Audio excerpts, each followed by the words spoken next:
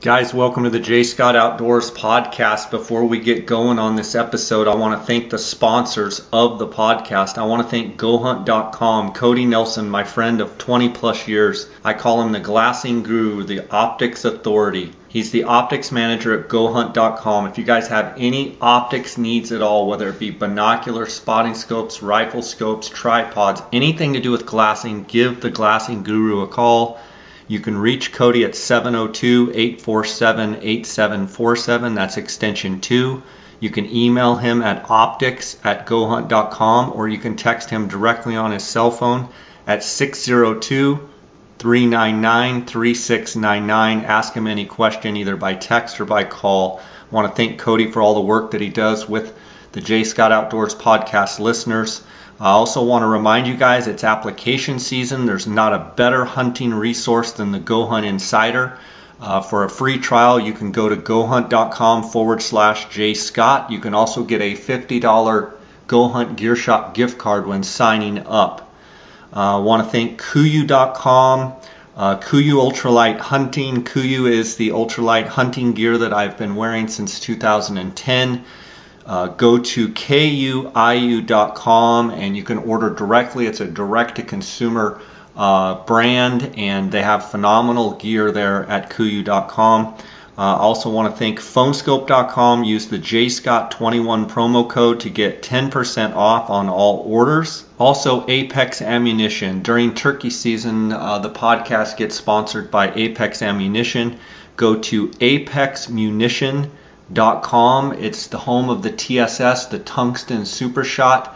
It's the best turkey loads on the market. Go to apexmunition.com. Guys, thanks for listening to the podcast.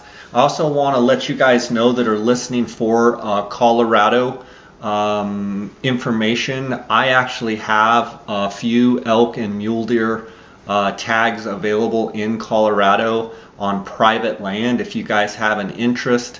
Also doing an elk bear archery combo.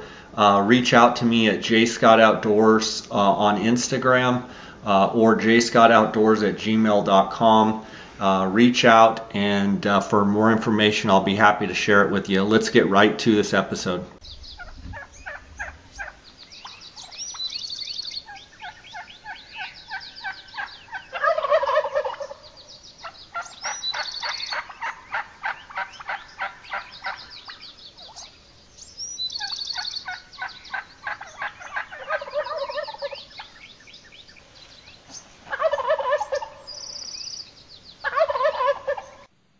I will separate myself from whoever's walking with me by a minimum of 50, 60, 70 yards. We'll still walk, but that way I'm not hearing my buddy's footsteps, clouding up the things that I'm hearing, because maybe when my foot hits the ground and I scuff a bunch of rocks, a gobbler way off in the distance sounds off, and that crunch of the rocks or me stepping on a twig or whatever kind of drowned that gobble that was off at a distance and completely drowned it out. Whereas my buddy who's back behind me on maybe at that moment, at that particular moment, might be on softer grass, or his foot was in the air and he was quiet, he picked it up. So if you separate yourselves out, you can hear a lot more effectively. And I'll add to that, a lot like archery elk hunting or such. When the person that's walking behind, it's not a matter of, oh, I'm walking in front and I'm the lead dog and I'm better. It's, we're working as a team. You're listening, I'm listening. When I stop, you stop. If you're leading, Chris, and you stop, I have to be keen and aware of what you're doing, because you may see turkeys at 75 yards that I don't see. Yes. Don't just come walking up to your buddy, hey, what's going on? Yes. Yes. When the person that's leading stops, the person in back stops. The person that's leading looks or whatever they're doing, they may give the signal, I heard one, get down. They may give the signal, I see them, point to your eye, get down. They may say, just hold up the hand and say, let's just listen here for a second, give the, point to your ear. The person in back needs to be on full alert. Then the person that's leading says, okay, everything's good, give the, okay, let's keep moving. it's important to work as a team, and it's important to be, you know, I maybe take it way too serious, but I try and be as efficient and as effective as I can. And by being very observant and being very stealthy and very predator-like, that enables me to kill more birds. Absolutely. No, I mean, I tell people this all the time, and it's the same thing with elk. I can go hike in the woods 365 days a year. I have a turkey tag in my pocket for a limited time. I want to have fun. I want to go out with friends. I want to have a blast in the woods turkey hunting, but I'm there for a reason. I want to fill my tag. I want to hunt. I take it seriously. I can have fun doing it, but I take it serious. So yeah. That was the other thing you touched on, the walking. You talked about, you know, listening for other people out there, crow calling or whatever calling, and I want to touch on that real quick. If we are talking about scouting for tomorrow's hunt, okay, and so far most of what we've been talking about is kind of in the evening, listening, roosting, and kind of maybe hinting at the fact that we're going to hunt the next morning or we're going to go after them the next morning. Okay, if that's the case, if I'm going to go after them the next morning, yes, in that case, I don't mind picking up the box call and throwing out some yelps or cuts or whatever and try to get a response. And I do the exact same thing you do. If I get a response, whoop, I shut up. Because at that point, I want the turkey to think that I might be moving his way, because I don't want the turkey come smoking up the ridge line and see me or run into me and I spook him and then, great, now where the heck is he going to be? Okay? I don't want to spook birds. I just want them to sound off. So if I'm hunting the next day, yes, I don't mind using a turkey call. However, if we're talking about preseason scouting a week or 10 days before season and you're just game planning it, man, this may be where maybe I'm not popular with it, but I just do not recommend people using a turkey call, because you're just educating, especially on public ground. Most of the birds are going to be pressured anyway. You're just starting the whole process of educating those birds early. And I know that some people get excited. You know, they get up there, yelp, yelp, yelp. A bird gobbles. They're like, yes! I'm going to yelp some more. And he gobbles some more. And they yelp some more, and he gobbles some more. And they're like, this is awesome, because, you know, we've been itching to get out in the field. Well, keep in mind, the more you get that bird fired up, the more likely it is he's going to come over and look for you. Maybe not that evening, but very likely the next morning. Well, if you do that, and he gets fired up, and the next morning he comes looking for you, and he finds nobody, and then the next night somebody else goes up there and does the same thing, and he gets fired up, and the next morning he goes running over there to look for him, and he finds nobody, as far as hens. It doesn't take, especially an older gobbler, it doesn't take them very long to figure out, I'm not going to go chase after hen sounds. I'm just going to gobble and make them come to me, because this is a waste of time. So I really stress for folks, if you're doing extended preseason scouting, you know, use your crow call, use your coyote howler if you need, or an owl hoot. But man, I just really refrain from using turkey sounds. And with that being said, too, is you might find some of you eastern hunters that are coming west, or some of you western hunters, you very well may find in some places an owl hooter works great, but a coyote call or a crow call are pretty much worthless. Or maybe a crow call is what they want to respond to, but a coyote or an owl is worthless. They don't respond. Have a variety of locator calls with you, because you might find that they respond to one and not the other. And then the only other thing, Jay, that I was going to touch on was something you mentioned. Depending on where because you talked about getting yourself to a vantage point or getting up on those ridges where you can hear. Absolutely. Get to the spot where it gives you the most commanding position of where to listen from or watch from, with the caveat, out of the wind. If it's windy, you're done. Now, anything upwind of you, so if the wind is going, say, from the west to east, if you're standing on a knob, you very well might hear any bird that's west of you, because the wind is carrying that volume. But you might have a bird east of you a half mile in a good vantage point that just the sound of the wind or whatever is just stomping you out. sound waves don't necessarily die. I mean, they will die a little bit, but sound waves will carry regardless of whether you're in the wind or out of the wind. So if it's windy or breezy, get yourself on the sheltered side of a ridge, so that way if a bird does gobble, you can pick it out over the wind noise and the wind isn't just pounding you in the head. All right, now I'm done. Absolutely. Great stuff there. Okay, let's cover what to do when you're listening at prime time in a roosting location and a bird gobbles. And I'm going to read through this and then we can talk about it. Try to spot the bird with your binoculars and identify his exact position. And I'm also trying to identify, is he, how long is his beard? Does he look like a mature bird? How many birds are with him? If you have to move, be very cautious not to spook the birds. The worst thing you can do when you're trying to roost birds is spook them. I would rather not know exactly where they're at and not spook them or let them know I'm in the country than to know exactly where they're at and have them know that I'm there. Yep, absolutely. Identify if he's alone or with other birds by looking with your eyes and listening with your ears. And guys, I'm going to tell you, fight the urge to call to the birds. There is no reason to call to these birds unless you're trying to kill them. I always say don't call to them unless season's open and you're trying to kill a bird. And even that, if the season's going and this is mid-season and I'm still trying to roost a bird, unless he's going to be coming where I think he is, I'm not going to be calling to this bird until I'm ready to kill him. Yeah. Okay. Yeah. Now, and real quick with that, again, I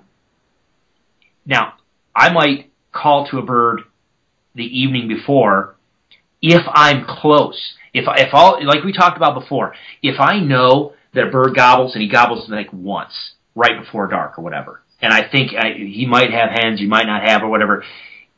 If I think there's a strategic advantage of letting the bird know that, hey, there might be a hen roosted over. Absolutely. I might use my calls and make it sound like, and I'll use a real wing, actual turkey wing, and I'll fly up. I'll make it sound like a bird flew up, because if that's, maybe the best access point from where I can park to where I can get set up on that bird, that is the closest I can ever get, but I'm gonna need that bird to come to me.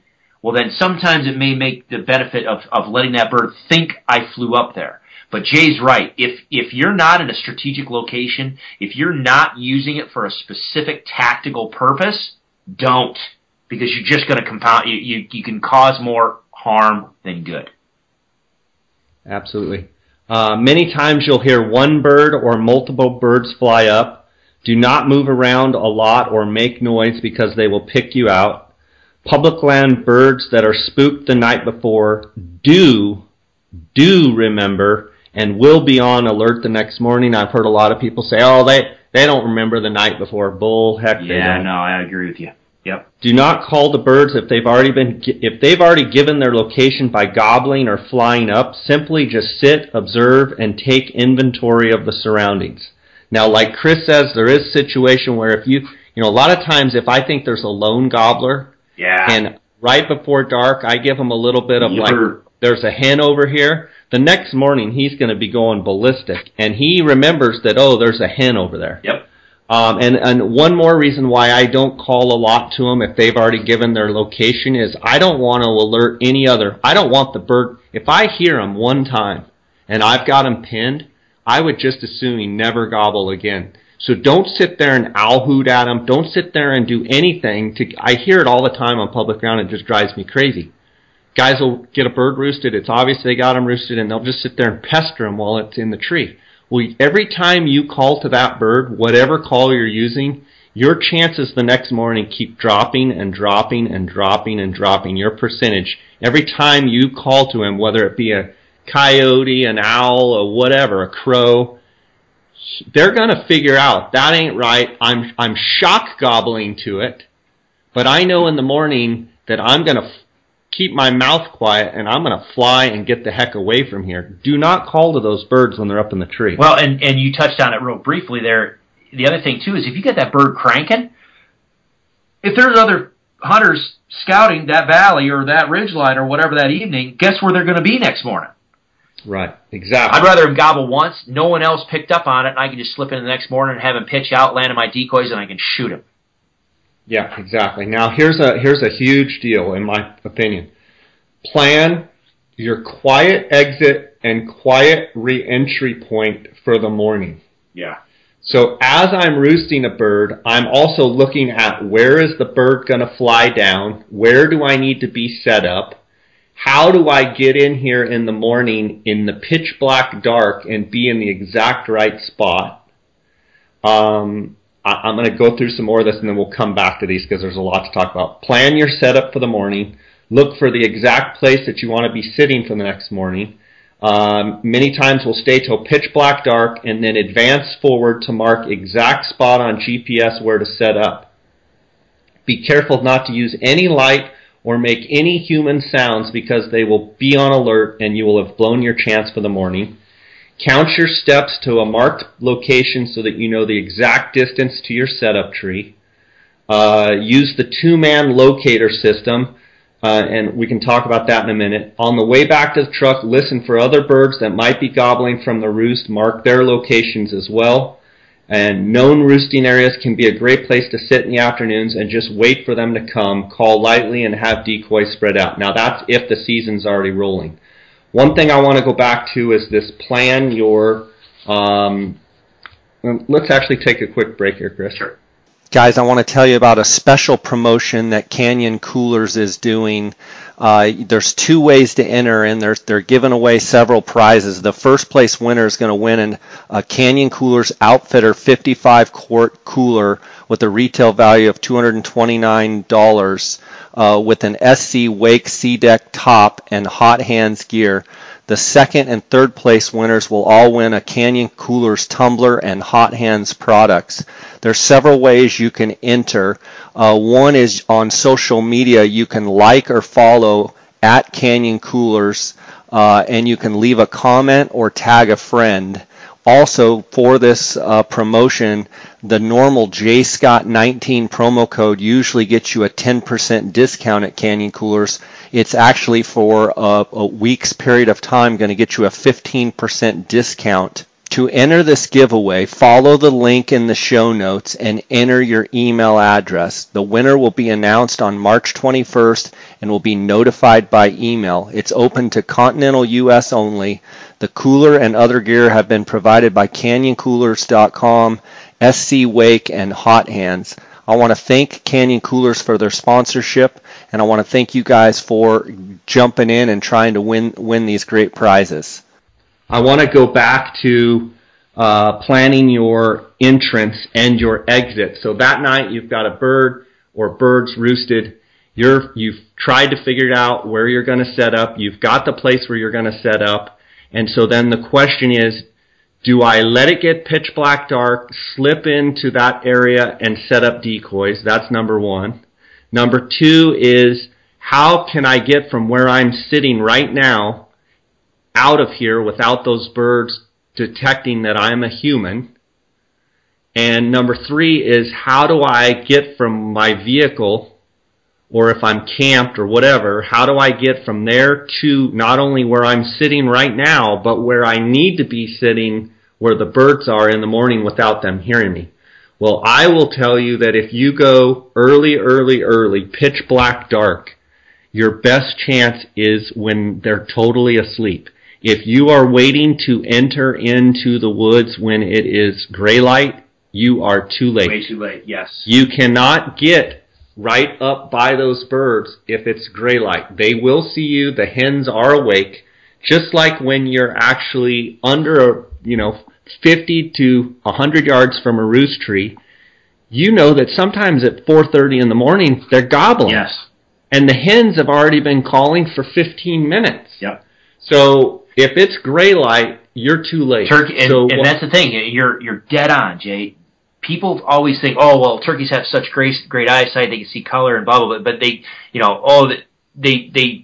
for some reason people think, well, but they don't see well at night because they don't see like deer and elk and everything. Well, true, they don't have night vision like deer and elk do, but they see just as well as we do in low light. So if you can see, they can see. Now here's the other flip side of that. Keep in mind, they're up in a tree, 20 feet, 30, 40, whatever, however, they're up in a tree. They've got a more commanding view. If we're talking about us walking around on the ground, if there's snow cover, you stand out like a sore thumb. From there, and you're crunching on the way or in. whatever, you stand out like a sore thumb. Likewise, if it's, a lot of, if you're talking under ponderosa pine in these western mountains, a lot of the grasses, if it's not super, super green, it's going to be a light tan to a light brown, and the pine needles are going to be a light tan to a light brown, which means you, again, are going to be standing out against your dark body, because of the shadow, is going to be standing out against a light-colored background. Those birds are going to pick. They don't even have to know that you're a human. All they know is there is something shady going on down around underneath where I was going to pitch out. So even though he might gobble, the hens might yelp, they go on and do everything they normally do up on that roost. They're going to pitch out and go 180 degrees the other direction because there was danger over there underneath that roost, and I don't trust it. I'm going to go the other direction. Right, and I think that goes back to people need to know the difference between, gobbling and everything's fine to shock gobbling, and they're just gobbling. Yeah. They're spooked as all get out, and they're still gobbling. Yes. Like, it's not really a roosting situation, but I've hunted with a lot of people, and birds will be going away from you, and they'll be going, they're still gobbling, let's keep going. I'm like, we need to go find a new bird. That bird is gobbling because they're spooked and excited, and they're, trotting and running and trying, they're gobbling just because they gobble. Well, they're gobbling because I'm leaving. I want the hens that are around and anybody else to know I'm going this way.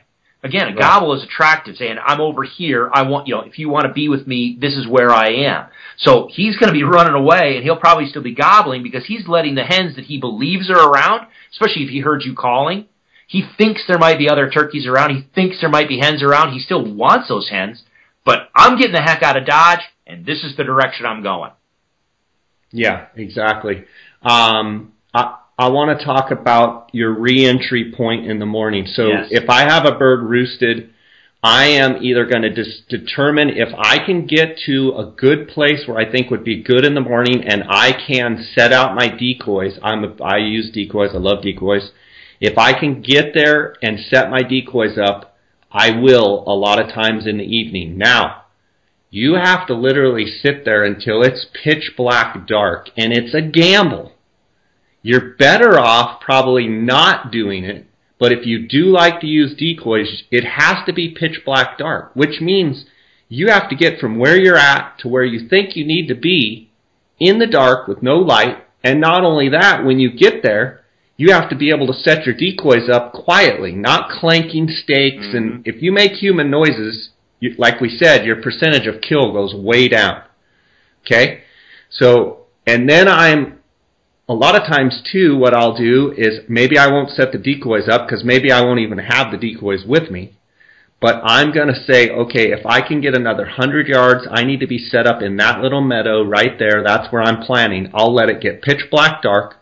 I'll slide over there very quietly, and I'll have inside my jacket covered up where there's no way they can see my light. I'll mark it.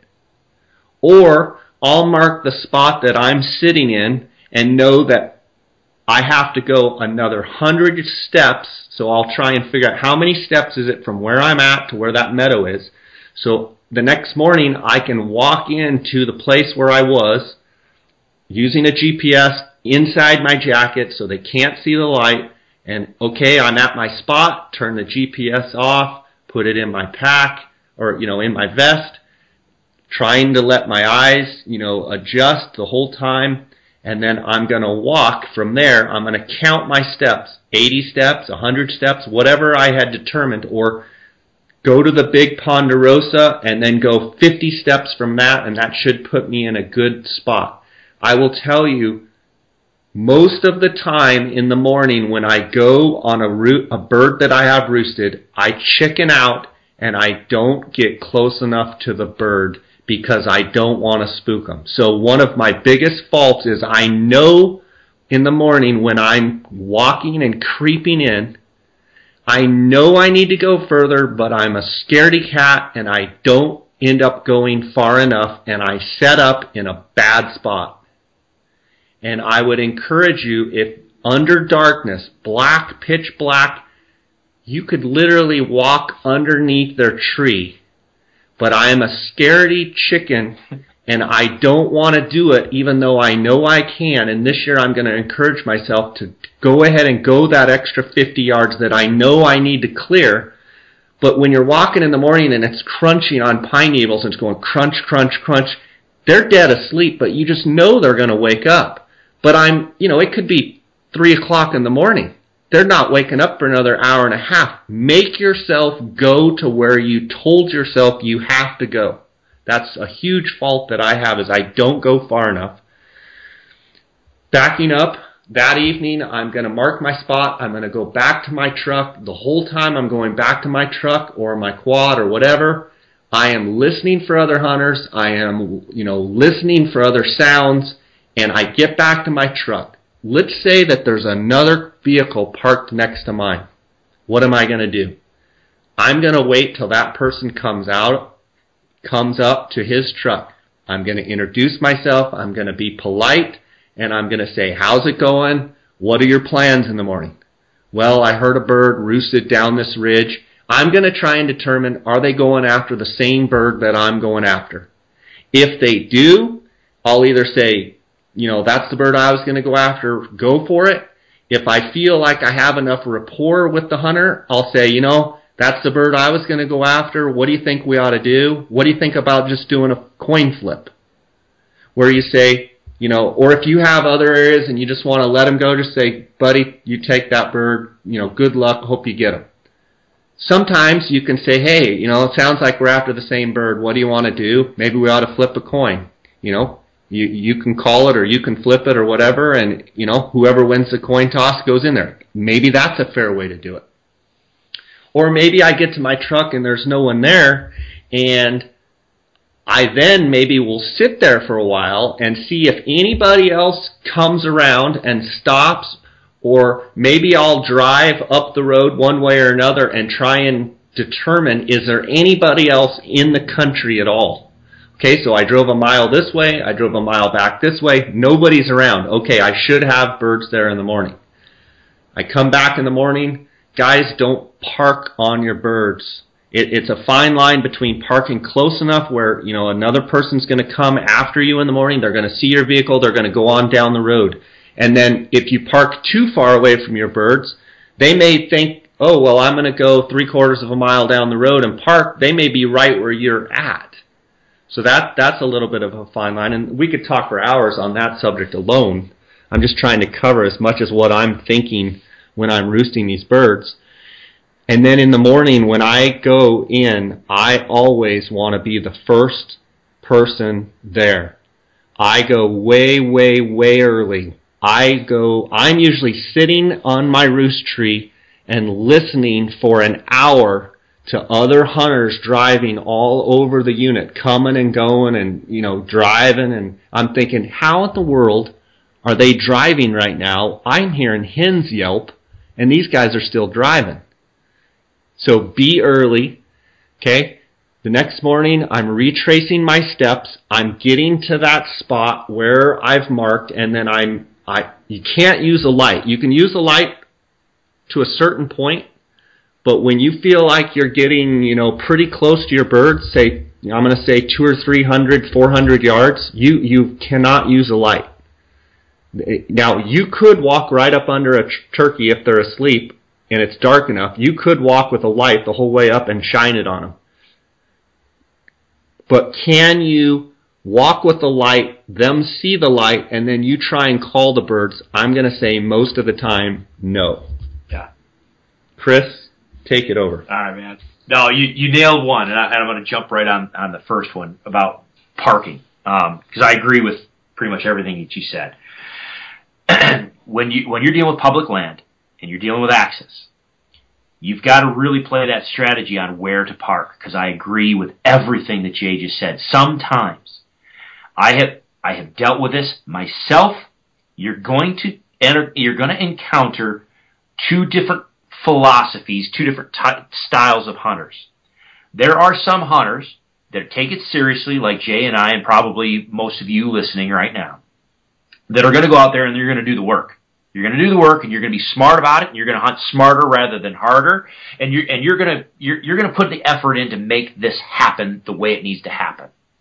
However, you're going to encounter people that literally turkey hunt by driving down the road and finding out where everybody else is turkey hunting. They'll let you do the work, and then the next morning, oh, there's a truck parked there. There must be birds here. I'm going to pull in right behind him, and I'm going to go walk down this ridge, and I'm going to see where these birds are, and then I'm just going to beat him to it. Literally, you will have people that do that. So, yeah, if you park next to your bird, you very well may end up having somebody park right next to you because they saw your vehicle parked there. Whereas, if you park 3/4 of a mile or half a mile away, and you encounter a diligent hunter that does the work themselves, they're like, oh, well, that person's hunting there. I don't want to stop on them. I'm going to go a half mile, 3/4 of a mile down the road, and I'll try here. Well, inadvertently, he or she might be right on top of you. So you have to judge how and where you park based on the other pressure in and around your area, okay? So, for instance, if I know there's multiple birds around in an area, and there's only a handful of people hunting, I very well may just pull off away from the bird I want to go at and just go off in it, just kind of, I can park, say, oops, sorry, phone was ringing. I can park, say, 1/4 mile away and walk down a different ridge. Earlier, we had talked about using your hand as that, as the kind of ridge, and some of our roads will cut across the mountainside to where I might be able to park on one little finger ridge, but I might actually hunt a bird that's 2 finger ridges over, all right? And I'll just use my vehicle as a decoy off to the side. That's probably most of the time what I do. However, if I know that there's very few birds in this area, but I know that there's a lot of other hunters that are hunting the area, it's quite likely that they found the same birds that I did. That's where, I'm sorry, I agree, Jay, I'm going to try to be the first person there. I'm going to try to be the first person there, and I'm going to park my vehicle literally on the finger ridge or as close, wherever the most common place to park to go after that particular bird. I'm going to try to beat them. I'm going to try to be the first one there. I'm just going to park it and basically try to claim my spot. Okay, you're going to have to judge where you park and how you access based on the pressure in your area. Now, here's one thing that I will say that I do different, and something to consider if you know that you are going to be competing with other hunters, and especially if you know that you're going to be, combat hunting. It's what I call, where people just try to shadow you and just try to, they're setting up 50 yards from you and trying to, call the birds. If the road access is close by, say, for instance, this little finger ridge. The birds are roosted on the end of this particular finger ridge, but then like 1/4 of a mile away up that ridge is a road access. 90% of the hunters are just going to walk down that little finger ridge, and they're going to come from the road direction, and they're probably going to be set up between where the bird is roosted and where that vehicle is parked. Now, you might be dealing with a 2-year-old bird that doesn't know any better. But if you're talking about these public land birds, you can have hens that might be 4, 5, 6 years old maybe. They're educated. They know what's going on. So if I know I'm in a situation where I have to be strategic in how I access my birds, what I will do everything that Jay just talked about is with GPS and everything else. But I will find a spot to set up that is literally 180 degrees opposite of the road access. So literally, I will walk around the birds. So it's basically the parking lot, road access, birds, then me. Because if I'm telling you, I can't tell you how many times this has worked for me as far as getting A, birds to respond, and then me, B, killing them. I've seen numerous times where people try to locate birds between where they are and where the road is. So that means the person was standing halfway or whatever between the road and where the birds were, and they never said a peep. Whereas all of a sudden I am on the other side of those, away from the road access, and man, they will respond to everything I give them. Why? They've just been educated that anything coming from that particular direction is likely danger and a hunter, whereas, quote unquote, no one calls to me from over here except a real hen. So I will go all the way around them, get set up on the back side of them, so that way, even if someone parks, so I'll park 2 ridges over, I will go down the ridge in the pitch black in the morning, hike over across, I'll use that GPS, I'll go down 1 ridge, cross 2 others, and I will get set up on the opposite side of those birds. So that way, if another hunter, whether purposefully or accidentally, sets up on the same birds I am, they're more likely to go to me because they haven't been conditioned to danger towards the road. And if that other hunter accidentally bumps them or gets set up too close or uses a headlamp, gets too close to the roost, whatever, bumps them off the roost, guess where they're going? My direction. Right to you. Exactly. I think that's a great point, and I also think it's a good time to mention that, and I said this I did a seminar for the Desert Christian Archers, and I'm talking to public land turkey hunters. In my opinion, if you're set up on birds, whether they be roosted or whether it be a run and gun situation set up and it's light, and you're on one side and all of a sudden you hear what you know is a human on the other side or any side, in my opinion, I stand up and say, Hunter, Hunter, Hunter over here, and I blow the whole deal. If it's a situation where the hunter is going to be getting into range of you or those turkeys, and potentially, if he's calling from 3/4 of a mile away or a half a mile, that's one thing.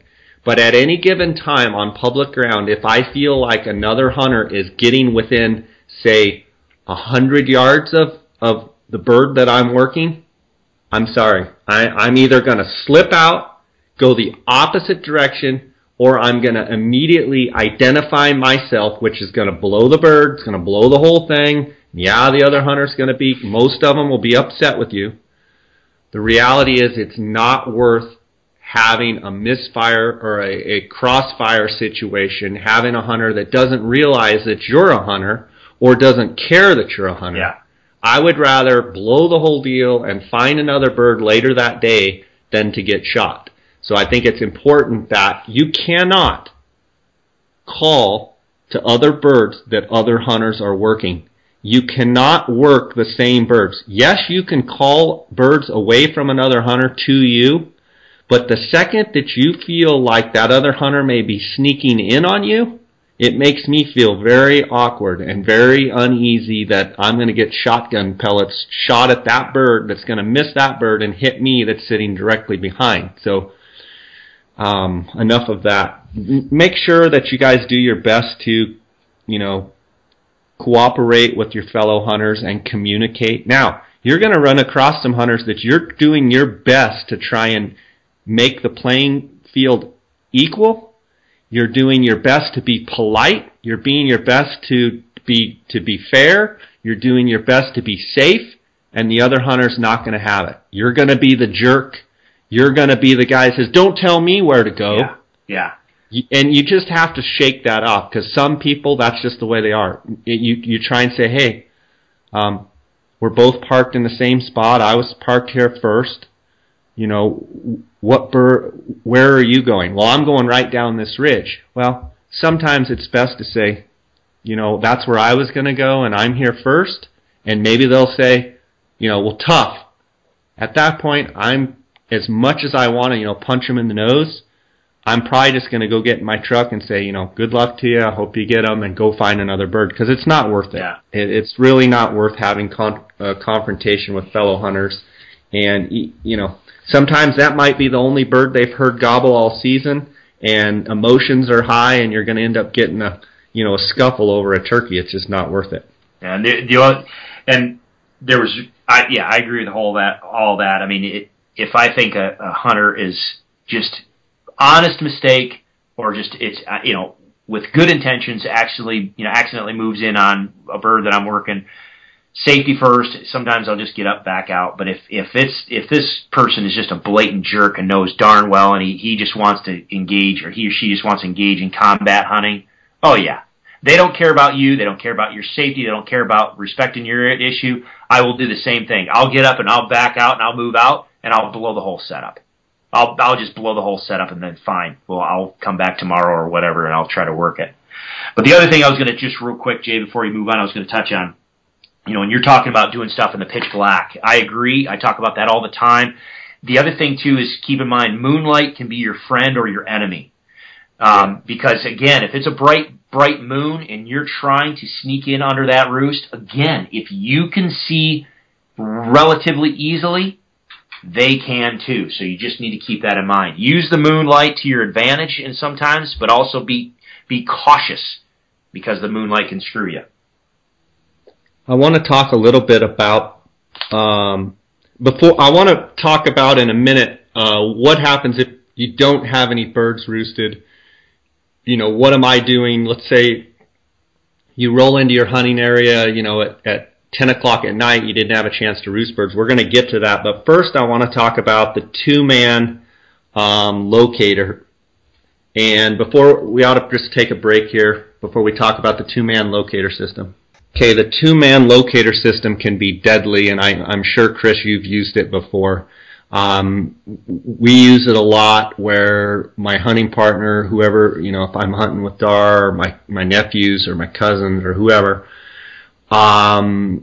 let's say that it's starting to get dark, or let's say that it's in the evening and it's gray light and a bird's gobbling down off quite a ways and you can't pinpoint where that bird is.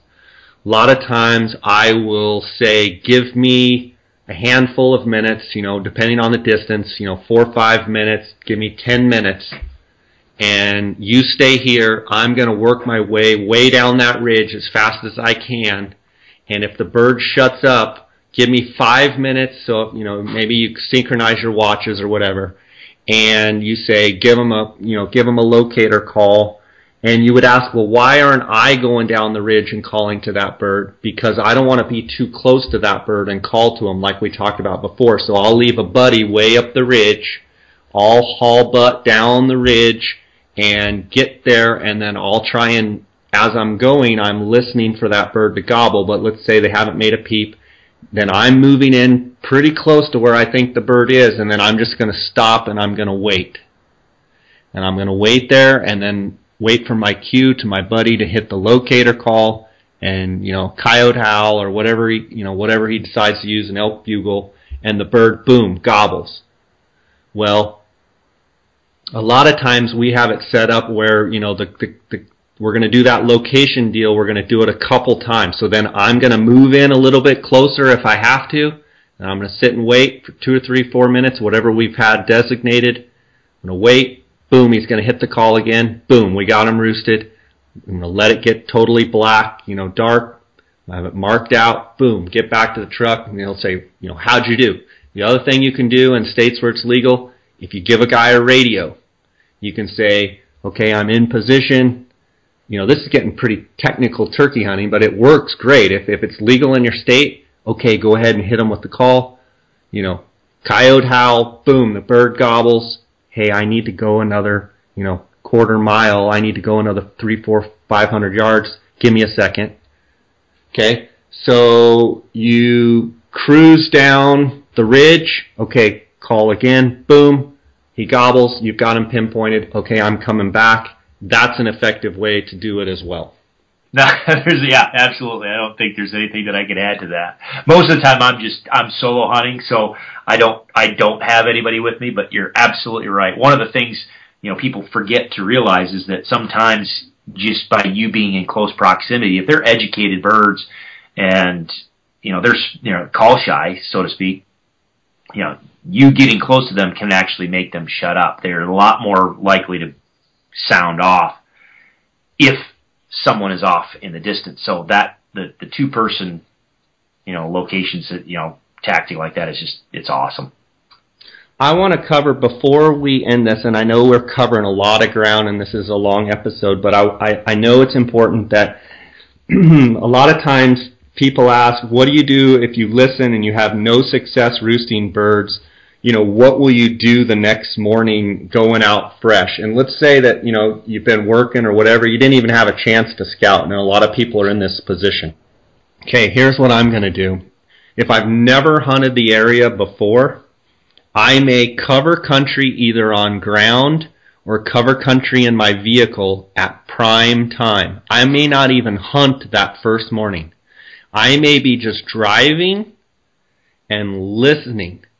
Go another mile, turn the truck off, get out, coyote howl, or blow an owl hooter or an elk bugle, whatever you use. Out here for Merriam's, I love the coyote owl. The birds respond very, very well to a coyote.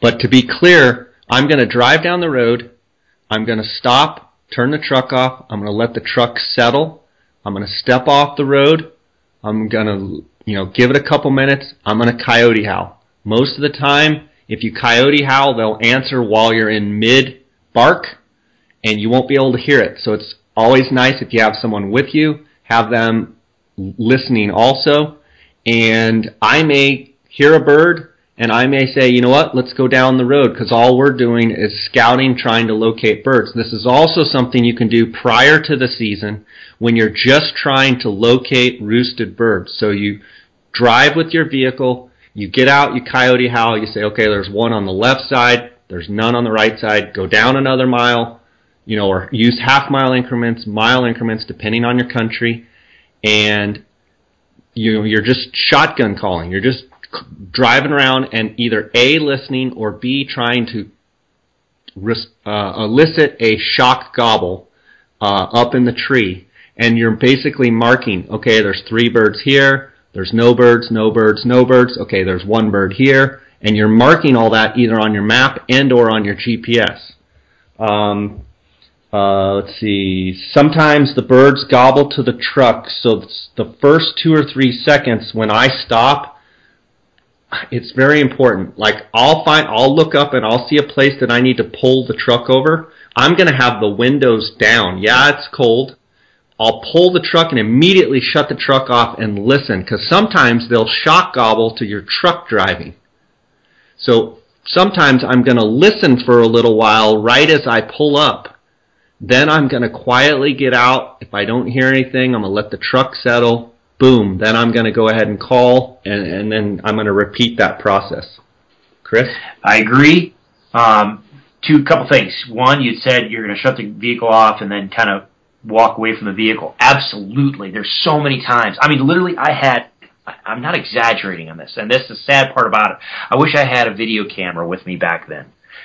Literally, a guy was going down the road doing exactly what we're talking about. Everything's fine, except for the fact that he pulls off, stops the vehicle, leaves the vehicle running, idling, gets out, sits on his bumper, and then calls with the vehicle running, and wondered why he never got a response. Whereas I'm sitting, literally, I was currently, or just before then, sitting 100 yards down on one of the little finger ridges, and there was a bird right down below me going nuts. Well, okay, you got to be smart about it. Okay, again, I always talk about hunt smarter. Like Jay said, turn that vehicle off and listen quick, because they might gobble. But if you want to go beyond that, walk away from the road. Walk away from the road. Get yourself off. Even if you have to go a couple 100 yards and then call, it makes a difference. Just like I talk about, or Jay and I talk about with the elk stuff. Elk know where you are. They know where you're calling from. Well, turkeys are no different. They can pinpoint your location very, very well. So if they know where that road is, they were just strutting on it earlier. Okay? So if you're calling from the road, they know you're calling from the road. Get yourself off a couple 100 yards, and sometimes it will make a world of difference on how much response you get from your efforts, number one. Number two, if we're talking about prime, kind of the prime time during the season when the birds are rocking and rolling during the season, all of what we're talking about, whether we're talking about the morning or the evening, will give you a bigger window of opportunity to get these responses. However, if we are talking about preseason, end of March, beginning of April, keep in mind, sometimes, man, those birds are going to gobble once or twice off the roost. Say we're doing this in the evening. They might just gobble once or twice on the roost, and it's literally within a 5-minute window right before just pitch black. I mean, you might not have a huge window of when they're responsive. So you have to judge your cruising in a vehicle efforts accordingly. So if they're not very vocal, they're not very fired up, and you think they're only sounding off once or twice after dark, or once or twice on the roost in the morning, and then as soon as their toenails hit the ground, they shut up, a lot of times I will ditch the vehicle, and I will just go and use strategic points on the mountain for me to listen. But if they're fired up and it's season and I can run and gun like this, then absolutely hit those roads and cover ground. Chris, if you had to pick your number one locator call, what would it be? Ooh, that's tough because probably for me it would be an owl hoot, and when I say an owl hoot, it's my modified version of an owl. I do it with my voice, and I just sound out hoo-hoo, I just as loud as I can, and let that just echo across the mountains. That typically for me is one that gets the most responses. I've had some places where the coyote howl works great, but I've had some other places where they will just flat shut up on a coyote because the coyote predation is so bad. And you mentioned elk bugle. That works well. It can. The other thing too is a lot of people don't realize, again, if we're talking about you have ponds or lakes or stuff like that in the mountains, you can have nesting pairs of Canada geese move in. Oh my gosh, bring a goose call. You start honking and carrying on with a goose call, you'd be amazed at how many times a bird sounds off to the sound of a goose. So, but for me, most of the time, it's just that owl hoot.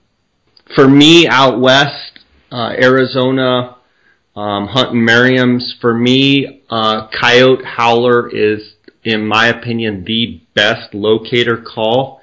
But I would say that if a bird is in the tree, they're going to answer coyote howler most every time. But if you blow it within 150 yards of a bird, he most of the time will not answer. There you go. That's a better qualification. Yeah. Yeah, and even during the day or even 9 o'clock in the morning, they will gobble to a coyote howler. But you have to watch that, you don't know what's, within 200-300 yards of you, and a lot of times they won't answer. Now, will they answer out there across the ridge 500 or 600 yards? Yeah, but what did you just alienate that's, within, 200 yards of you that, you would have answered if you'd have blown a crow call? Yeah. I know my friend Casey uses a raven. Yep, I was just going to say that. Yep. Actually blows a real obnoxious raven call and gets some unbelievable response with it. Yep. A crow call is good, but to me, in the dark, coyote howler is my number one call to get birds to gobble. Yeah, and I'm glad you brought the raven up because some people say, well, what about a crow call during the day? Yeah. Sometimes they work great, especially if you have crows in the area. But just keep in mind, in some of our intermountain areas, you might actually not have crows and just really have ravens. And so, I don't want to say match the hatch with your locator calls, but kind of you do. You got to kind of go with what is locally available that the birds are used to gobbling to. Absolutely. Chris, that's been awesome. We covered a lot of ground here on roosting turkeys, Western style. And I want to thank you, want to give you a chance to tell the listeners how they can find you. Yeah, you bet. Like we talked about on the YouTube stuff, all of my stuff is just rowhuntingresources.com. That's ROE, right? That's correct, yeah. ROE huntingresources.com is our website. We've got a subscription-based educational site there, and we've got a turkey module that some of this stuff is. It's more geared toward Rio Grande turkeys and learning river bottom stuff, but there's a pile of information on the turkey stuff. But YouTube channel, Row Hunting Resources, Instagram, Facebook, and Twitter, where I'm all on that. You can look up that too as well. But for anybody here that does, if you guys want to see some of the stuff that I do, or if you want to subscribe, you know, if you get in and you get to the subscription page and it says, you know, promo code, if you guys put in a J Scott podcast, all one word, doesn't matter how, it doesn't matter if there's caps or not, but just J Scott podcast in the promo code, it'll take 20% off, and we're supporting you guys that way. So awesome, buddy. I really appreciate you coming on and talking about roosting turkeys. So we've covered scouting, and we've covered roosting strategies and how to roost turkeys, and we have also we are going to be doing setup tactics and some calling and decoys. So great comprehensive stuff here. Appreciate your time as always. Absolutely. No, it's always a blast, so I appreciate it. Thank you.